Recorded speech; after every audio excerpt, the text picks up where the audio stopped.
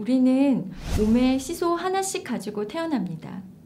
갑자기 시소의 한쪽이 무거워지면 그쪽으로 기울어 꽝 하고 부딪히게 되고, 반대편이 무거워지면 다시금 그쪽으로 기울어 꽝 하고 부딪히게 됩니다. 이 비유가 포도당과 인슐린의 관계를 잘 설명하고 있습니다. 우리 몸에 포도당이 많아지면 인슐린이 나오면서 서서히 무게를 맞추게 됩니다. 이때 밸런스가 무너지게 되면 우리 몸은 꽝! 이것이 바로 당뇨병입니다. 포도당은 우리 몸의 가장 중요한 기본적인 에너지원입니다. 우리 몸에 있는 세포는 포도당이 흡수될 때 에너지가 생기고 활동을 할 수 있게 됩니다. 당뇨병에서 당과 항상 같이 나오는 말이 인슐린입니다. 인슐린이란 췌장에서 분비되어 혈당을 조절하는 호르몬입니다. 우리가 음식을 먹고 당이 올라가게 되면 췌장에서 그것을 알아차리고 인슐린을 내보내 혈당을 떨어뜨리게 됩니다. 그렇다면 당뇨병이란 무엇일까요? 음식물로 섭취되고 혈액으로 흡수되는 포도당이 세포 안에 들어가지 못하고 높은 상태로 유지되어 소변으로 당이 배설되는 상황이 됩니다. 그것을 당뇨병이라고 지칭합니다. 당뇨병은 걸린 사람, 안 걸린 사람, 잠재적 당뇨병인 상태로 나누어서 볼 수 있습니다. 작년 대한당뇨병학회에서 발표한 바에 의하면 30세 이상의 한국인 성인 7명 중에 1명이 당뇨병이고 4명 중에 1명이 잠재적 당뇨병 상태라고 했습니다. 특히 한국은 당뇨병 사망률이 굉장히 높고 그 수치도 증가하고 있습니다. 현재 본인이 당뇨병이 아니라고 생각하시는 분들도 피검사를 하면 당뇨병일 수도 있고, 또는 당뇨병의 잠재적인 위험인자를 가지고 계실 수 있습니다. 당뇨병. 우리나라 실명의 원인 1위는 당뇨병입니다. 또 심장합병증의 원인 1위도 역시 당뇨병입니다. 당뇨병 합병증의 종류는 크게 2가지가 있습니다. 급하게 오는 급성합병증과 천천히 오는 만성합병증이 있습니다. 급성합병증은 혈당이 급격히 올라가거나 급격히 떨어져서 오는 합병증입니다. 당뇨병 환자에서 혈당이 너무 높게 올라가게 되면 3다 증상이라고 해서 물을 많이 마시고 소변을 많이 보고 체중이 감소하는 증상이 나타날 수 있습니다. 이것은 혈당이 떨어지면 증상도 없어집니다. 반대로 혈당이 급격히 떨어지는 저혈당 증상은 당뇨병이 없는 사람들에게도 나타날 수 있는 증상입니다.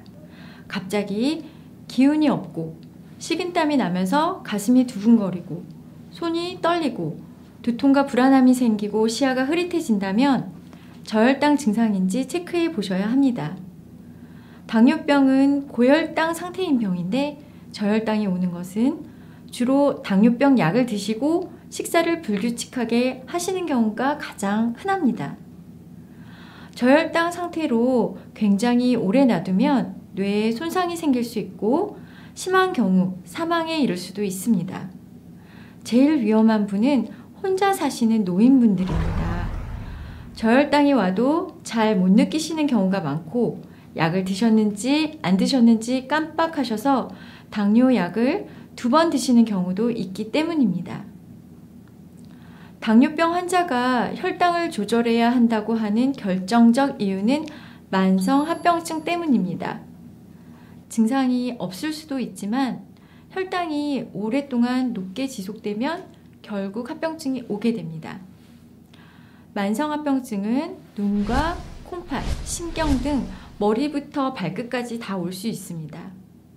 눈은 망막병증이 와서 문제가 될 수 있고 콩팥은 심한 경우 투석을 해야 합니다.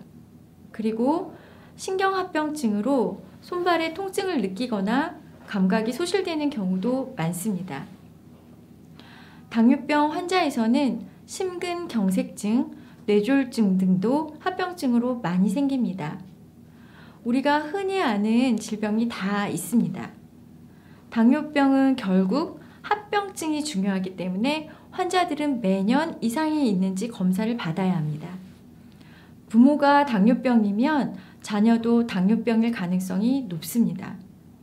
하지만 예전에는 60대에서 70대에 당뇨병이 많이 왔는데 요즘에는 30, 40대에도 당뇨병이 많이 옵니다. 예전과 지금은 생활 환경이 매우 다르기 때문입니다. 당뇨병을 유발하는 환경적인 요인은 아무래도 식생활과 운동 같은 생활 습관의 문제입니다. 평소 식생활을 규칙적으로 하고 올바른 영양 상태로 유지하고 많이 걷는 것이 당뇨병 예방에도 도움이 됩니다. 그래서 당뇨병은 유전적인 요인과 환경적인 요인의 영향으로 생기는 것입니다. 가끔 환자분들 중에 저번에는 당뇨병이 전혀 없고 괜찮았는데 갑자기 당뇨병이 생겼어요 하시는 분들이 있는데 당뇨병은 하루아침에 오는 질환이 아닙니다. 이런 다양한 요인들과 밀접한 관련이 있습니다. 또 요즘에는 관절 문제나 척추 질환으로 약물 치료 후에 갑자기 혈당이 많이 올라가게 되는 경우가 흔합니다. 이런 질환으로 주사 치료를 받으실 때 당뇨병이 있으신 분은 당뇨병이 있다고 미리 주치의 선생님께 말씀을 하셔야 합니다.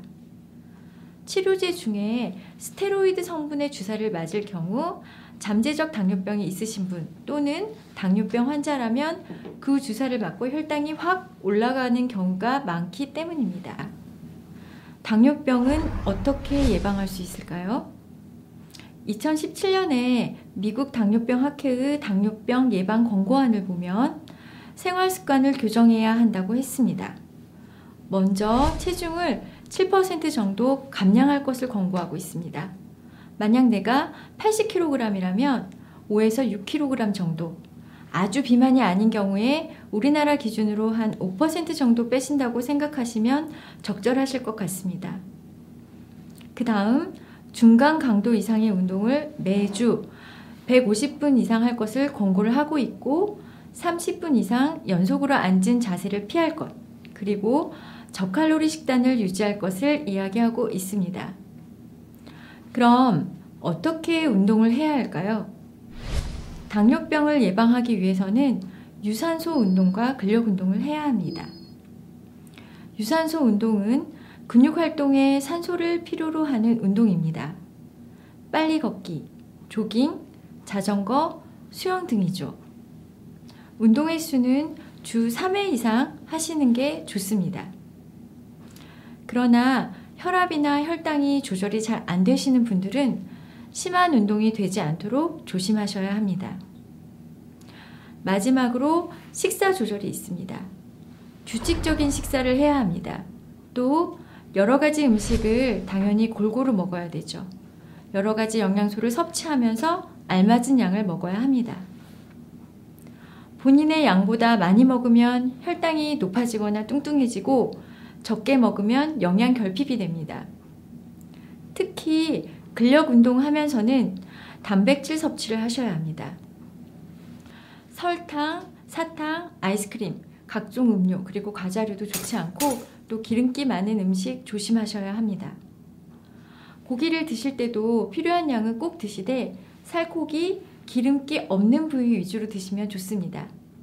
찜, 조림, 무침, 오븐 구이를 추천해 드립니다.